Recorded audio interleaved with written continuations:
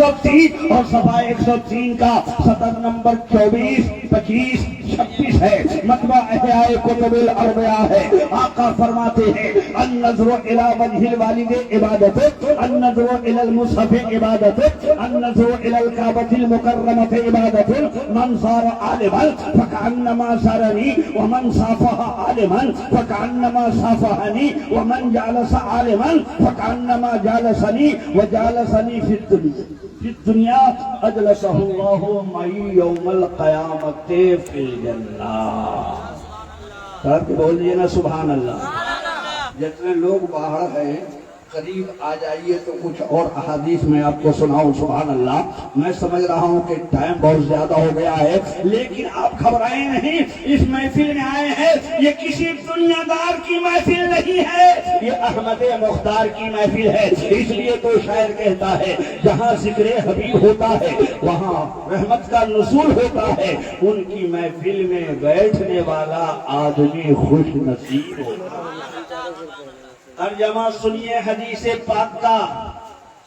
آقا فرماتے ہیں تم سب کے سب اپنے ماں باپ کا چہرہ محبت کی نظر سے دیکھا کرو۔ ماں باپ کا چہرہ دیکھنا عبادت ہے۔ تم سب کے سب قرآن میں دیکھا کرو، قرآن میں دیکھنا عبادت ہے۔ جہاں قرآن کا پڑھنا عبادت، قرآن کا سننا عبادت، وہیں قرآن کا دیکھنا بھی عبادت ہے۔ سبحان اللہ۔ اور تم سب کے سب خانہ کعبہ کی زیارت کیا کرو۔ خانہ کعبہ کی زیارت کرنا بھی عبادت ہے۔ اور سنی جنتی عالم دین ہو تو ایسے عالم دین کے چہرے کو دیکھو۔ آقا فرماتے ہیں جو کس نے کسی عالم دین کی زیارت کی گویا اس نے میری زیارت کی۔ ومن صافح عالما فکأنما صافحنی، اور آقا فرماتے ہیں جس نے کسی عالم دین سے مصافحہ کیا گویا اس نے مجھ سے مصافحہ کیا۔ اور جو کسی عالم دین کی صحبت میں اس دنیا میں بیٹھے گا اللہ تعالیٰ اس شخص کو میرے ساتھ جنت میں بیٹھائے گا۔ اس لیے تو اعلیٰ حضرت فرماتے ہیں وہ تو نہایت سستا سودا بیچ رہے ہیں جنت کا، ہم مفلس کیا مول چکائیں، ہاتھی اپنا خالی ہے۔ اے نوجوانوں، اے مسلمانوں، ماں باپ زندہ ہو تو ماں باپ کا چہرہ دیکھو۔ ماں باپ کا انتقال ہو گیا ہو تو ماں باپ کے قبروں کی زیارت کرو۔ سبحان اللہ۔ ماں باپ کے قبروں کی زیارت کرنا بھی عبادت ہے۔ چنانچہ کتنی عظیم عبادت ہے۔ ایک حدیث سنیے، چنانچہ اٹھائیے مشکاۃ شریف جلد ثانی صفحہ 421 ہے، باب البر والصلہ ہے، مطبع رشیدیہ ہے۔ آقا ارشاد فرماتے ہیں ما من یوم، آقا ارشاد فرماتے ہیں کہ جو شخص اپنے ماں باپ کے چہرے کو محبت کی نظر سے دیکھتا ہے تو اللہ تعالیٰ اس شخص کو ایک حج مبرور کا ثواب عنایت فرما دیتا ہے۔ لیکن اگر کوئی 100 مرتبہ دیکھے تو اس اولاد کو 100 حج مبرور کا ثواب ملتا ہے۔ سبحان اللہ۔ ایک شعر میں اس حدیث پاک کے ضمن میں چراغ صاحب پیش کرنے جا رہا ہوں کہ حج مبرور کا ملے گا تم کو ثواب، کہ حج مبرور کا ملے گا تم کو ثواب، کہ حج مبرور کا ملے گا تم کو ثواب، چہرہ ماں باپ کا دیکھنا چاہیے، ارے چہرہ ماں باپ کا دیکھنا چاہیے، اور میری ماں مجھ کو تیری دعا چاہیے، کہ میری ماں مجھ کو تیری دعا چاہیے، تیرے آنچل کی ٹھنڈی ہوا چاہیے، تیرے آنچل کی ٹھنڈی ہوا چاہیے۔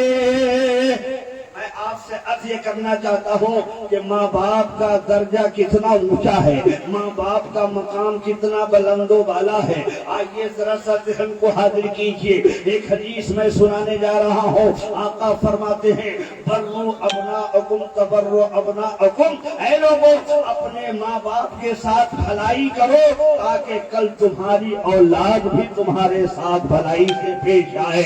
آئیے ذرا سا ذہن کو حاضر کیجئے، آپ لوگوں نے حضرت مخدوم حضرت یحییٰ منیری کا نام سنا ہوگا، سنا ہے کہ نہیں؟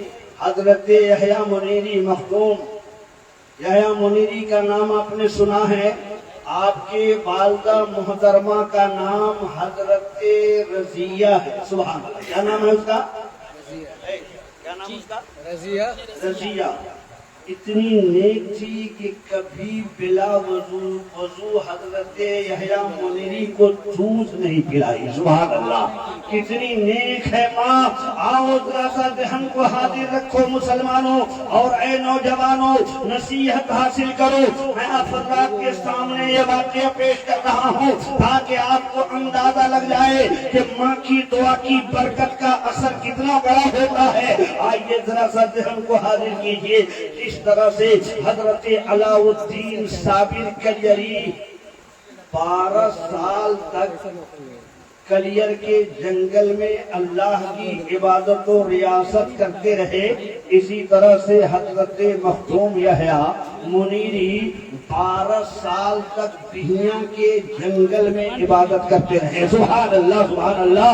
ایک روز آپ اپنی امی جان سے اجازت طلب کرتے ہیں اور کہتے ہیں امی جان تو مجھے اجازت دے دے تاکہ میں جنگل میں جا کے رب کی عبادت و ریاضت کروں۔ حضرت یحییٰ منیری جنگل میں چلے جاتے ہیں، رب کی عبادت و ریاضت کر رہے ہیں، اللہ اکبر۔ ایک روز اچانک تیز بارش آئی، آندھی آئی، اور جو ہے آسمان پہ بجلی کا کڑکا ہے، اندھیری رات ہے۔ چنانچہ آپ کی والدہ کے دل کے اندر خیال آیا نہ معلوم میرا یحییٰ کس حال میں۔ آپ ایک پتھر پہ کھڑے ہو کر رب کی عبادت و ریاضت کر رہے تھے۔ پتھر کو حکم دیا اے پتھر چل، میری ماں نے مجھے یاد کیا ہے۔